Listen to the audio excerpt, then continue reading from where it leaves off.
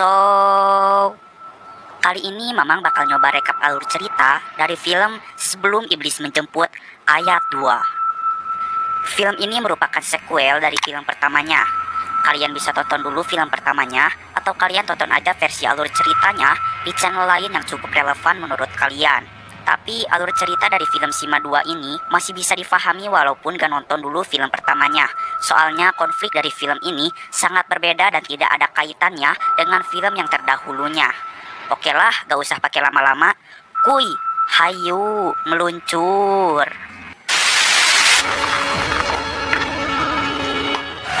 Rumah ini berubah menjadi tempat yang mengerikan.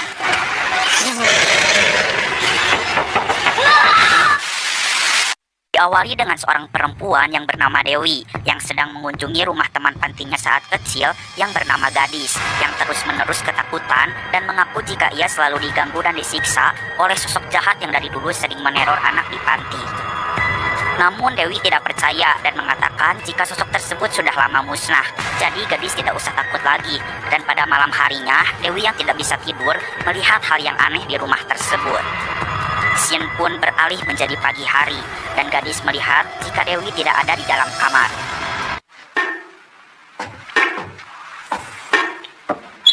Setelah menutup keran air, Gadis masih mendengarkan air yang menetes. Dan ternyata Gadis menemukan Dewi di atas langit-langit rumah dalam keadaan tak bernyawa dengan kondisi tubuh yang tidak wajar. Dan film ini pun dimulai. Setelah Alfi dan Nara berhasil selamat dari jemputan iblis di film pertamanya, kini mereka tinggal di sebuah apartemen di Jakarta. Dan kini mereka hanya memiliki satu sama lain. Alfi yang tidak bisa tidur mencetek-cetekkan lampu sehingga ada iblis emak-emak yang marah karena takut lampunya konslet dan mengatakan, Anak setan.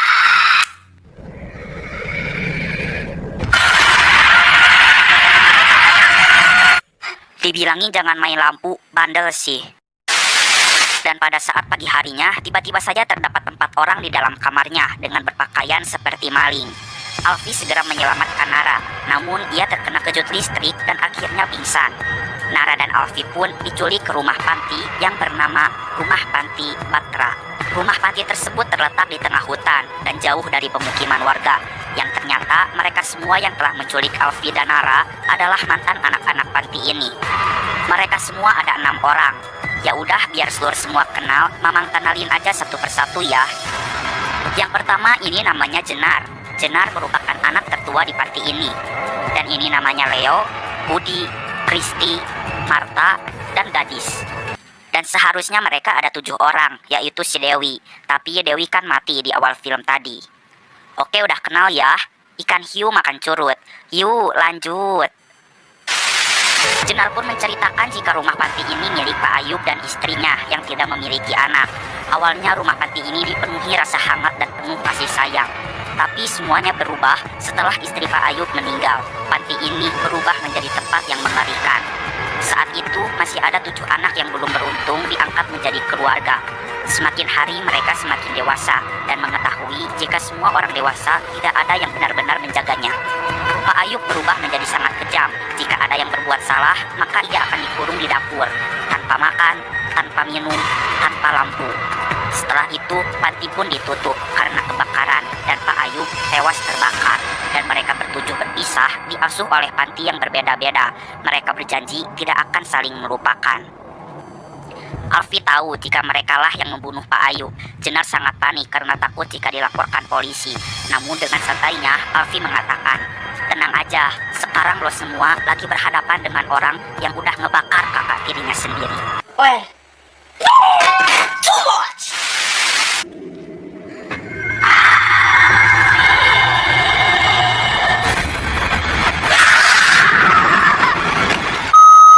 Akhirnya Gadis memberitahukan jika ada seseorang yang pernah melapor kepada polisi jika ia selamat dari teror iblis. Orang tersebut adalah Alfi. Maka dari itu mereka semua pun meminta tolong Alfi untuk mengusir sosok Pak Ayub yang selama ini kerap mengganggu mereka. Alfi menolak karena ia tidak mau berhubungan kembali dengan iblis. Tapi kalau Alfi mau pulang, ia juga bingung harus kemana karena rumah itu berada di tengah hutan. Mau tak mau, Alfie harus membantu mereka semua. Tapi Christy masih tak percaya dengan hal-hal mistis dan tidak mau melakukan ritual semacam ini. Gadis sangat sedih karena dari dulu, dari mereka kecil, semua orang tak ada yang percaya kepadanya jika ia benar-benar melihat sosok Pak Ayub. Bukan karena gue gak percaya, berarti gue gak berduka ya? Mereka semua pun memberikan kitab iblis kepada Alfie. Alfie sangat shock dan langsung muntah. Alfie bertanya dari mana mereka bisa dapat kitab itu. Budi menjawab jika dulu ia melihat ada seorang perempuan berjubah putih dan memberikan kitab itu kepada Pak Ayub. Perempuan tersebut juga dulu membantu ayahnya Alfie untuk bersekutu dengan iblis. Yang ternyata Pak Ayub ini ingin bersekutu dengan iblis juga untuk membangkitkan istrinya yang telah mati. Dan untuk itu Pak Ayub pastinya membutuhkan tumbal untuk melakukan ritual tersebut. Dikarenakan di rumah ini tidak ada sinyal, Budi memberitahukan jika mereka memakai walkie-talkie untuk berkomunikasi jarak jauh. Setelah itu mereka pun menuju dapur, tempat paling seram menurut mereka. Dan di dapur terdapat pintu menuju ruang bawah tanah. Christy yang tak percaya menolak untuk ikut turun ke bawah. Dan Alfie menitipkan Nara kepada Christy. Di sini terlihat jika Martha juga tidak mau turun ke bawah, tapi gadis mengatakan jika mereka butuh Martha di bawah sana. Martha telah meriset kitab tersebut, dan Martha mengatakan jika Alfie harus membaca mantra yang ada di dalam kitab agar Pak Ayub bisa musnah. Mantra ini hanya bisa dibaca oleh orang yang pernah selamat dari iblis saja. Maka dari itu Alfie lah yang harus membacanya. Untuk membaca kitab ini membutuhkan darah dari si pembaca. Setelah dibaca, tiba-tiba Alfie mendapat penglihatan jika dulu terlihat Pak Ayub yang sedang melakukan ritual dengan iblis yang bernama Molok untuk membangkitkan istrinya di ruang bawah tanah. Yang tiba-tiba saja 7 orang anak ini mengambil tangga dan menyiram Pak Ayub dengan minyak. Pak Ayub yang tahu jika ia akan mati segera membaca mantra jika ia tidak akan melepaskan ke-7 anak tersebut sampai kapanpun.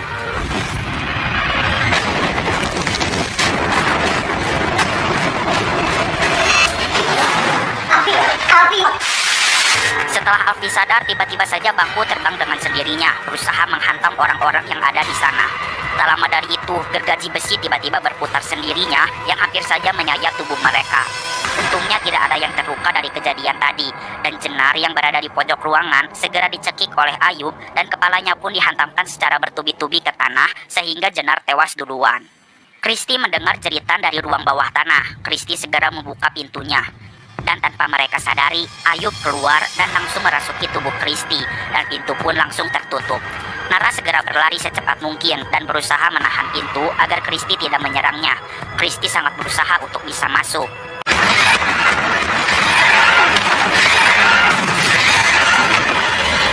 Alfie sangat khawatir kepada Nara dan sangat berusaha untuk bisa naik ke atas.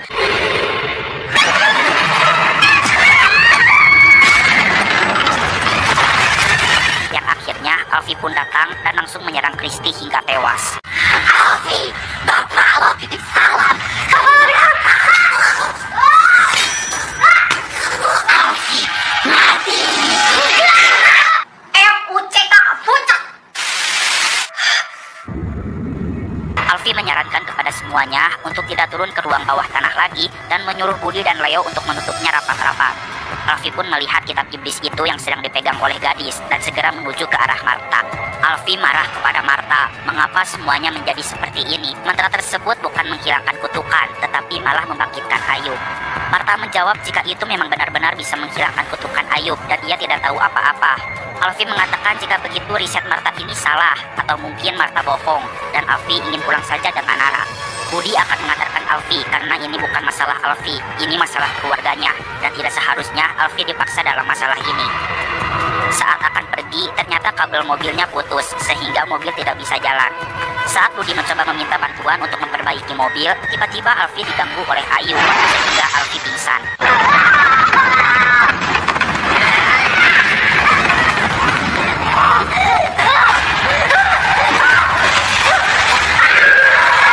Di dalam mimpinya, lengan Alfie dipegang oleh Ayub hingga mengalami luka bakar, dan luka itu pun masih ada saat ia sudah sadar. Alfie mengatakan jika Ayub gak akan pernah ngelepasin mereka semua. Budi pun mengatakan jika kabel mobil yang putus tadi sepertinya bukan ulah Ayub. Potongan kabel itu seperti bekas potongan manusia. Alfie menyuruh semuanya untuk berkumpul terlebih dahulu untuk memastikan siapa yang berkhianat di sini.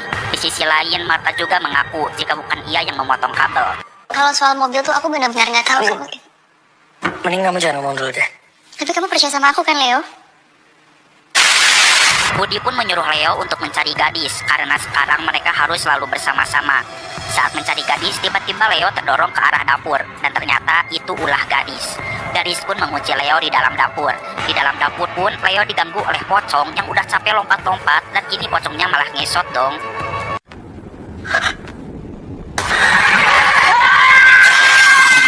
Dan akhirnya Leo tewas dengan muka yang hancur. Alfi mulai menyadari bahwa gadis merupakan dalang dari semua ini. Ketika ia melihat kitab kembali, ia melihat sudah ada 4 darah yang menempel di dalam kitab. Berarti sudah ada orang yang telah berusaha memanggil Ayub ke alam dunia. Dan ya, orang itu adalah gadis. Tapi gadis hanya bisa memanggil Ayub untuk sementara. Dan yang bisa membangkitkan Ayub itu hanyalah Alfi.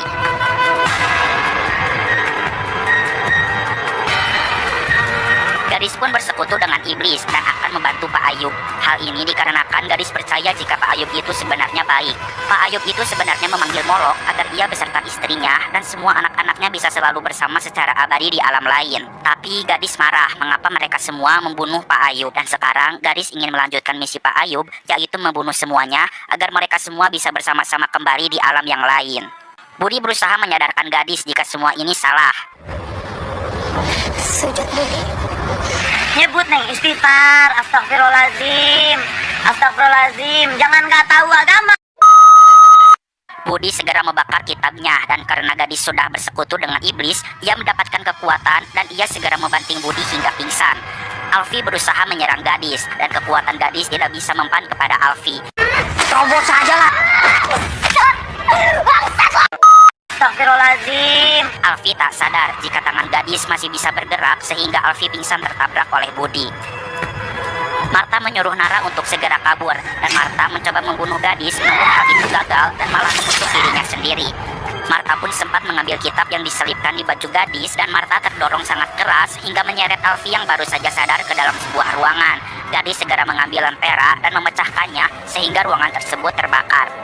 Marta menyuruh Alfi untuk menghentikan gadis dan menyuruhnya untuk membaca kitab itu dan akhirnya ia pun tewas.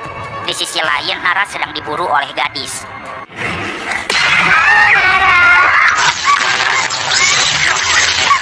Sorry, Kak. Sangat santuy sekali ya, Nak. Dan Alfi telah menemukan sebuah halaman yang mungkin saja halaman tersebut berisikan mantra yang bisa membuat seseorang mengeluarkan kekuatan dari tangannya. Dan ya, kini tangan Alfi menjadi sakti slur. Alfi segera membawa Budi keluar dan menyuruhnya untuk segera memperbaiki mobil. Dan ia harus masuk ke dalam lagi untuk menyelamatkan Nara. Jangan mati. Please. Gue usahain. Setelah melihat berbagai kejanggalan, akhirnya Alfi berhasil menemukan Nara yang sedang bersembunyi. Dan mereka pun harus melawan gadis yang sudah dirasuki oleh Ayub. Alfi menyuruh Nara agar lari menuju tangga saat ia akan menyerang gadis. Alfi pun menggunakan kekuatan tangannya dengan menggerakkan gergaji besi sampai menancap di kepala gadis. Gadis terus mengejar mereka hingga keluar rumah. Tanpa pakai basa-basi, Budi langsung menabrak gadis dengan mobil. Tiba-tiba saja Pak Ayub keluar dari perutnya gadis dan segera merasuki tubuh Alfi.